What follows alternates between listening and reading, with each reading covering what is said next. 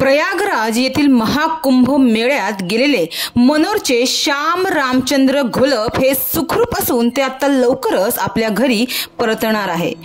उत्तर प्रदेशातील प्रयागराज हे भारतातील सर्वात महत्त्वाच्या तीर्थक्षेत्रांपैकी एक आहे। प्रयागराजमध्ये 13 जानेवारीपासून कुंभमेळ्याची सुरुवात होऊन 26 फेब्रुवारीला या महाकुंभाचा समारोप झाला। 144 वर्षांनी हा मेळा आला होता। यंदाच्या या महाकुंभ मेळ्यामुळे प्रयागराजमध्ये लाखो साधू संत साध्वी आणि कोट्यवधी भाविक श्रद्धाळू दाखल झाले होते। तर पालघर जिल्ह्यातील मनोर गावातून सुद्धा अनेक भाविक प्रयागराज येथे या महाकुंभात गेले होते। त्यामधलेच मनोर गावातील 55 वर्षीय श्याम रामचंद्र घोलप हे सुद्धा या महाकुंभ मेळ्यात गेले होते।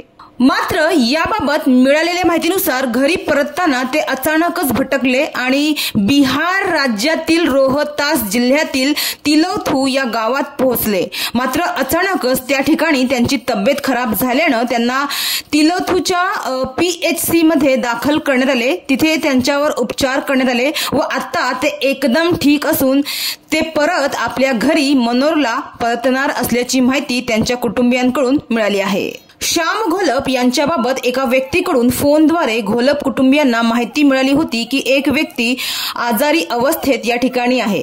तेव्हा श्याम घोलप यांचे भाऊ महेंद्र घोलप यांनी लगेचच त्यांना हॉस्पिटलमध्ये दाखल करण्यास त्या व्यक्तीला सांगितले व उपचारासाठी त्यांनी पैसे सुद्धा पाठविले व मोठे प्रयत्न करून त्यांच्या भावांनी श्याम घोलप यांच्या वापसीसाठी या 5 तारखेचं तिकीट बुक केलं आहे। 55 वर्षीय श्याम घोलप यांच्या कुटुंबियांना याबाबत एका व्यक्तीकडून फोनद्वारे माहिती मिळाली तेव्हा त्यांनी लगेचच हालचाल करत त्यांच्या भावांनी त्यांना तिथे पैसे पाठवून मदत केली। तसेच ट्रेनचे तिकीट काढून त्यांच्या घर वापसीची सर्व व्यवस्था त्यांनी केली आहे।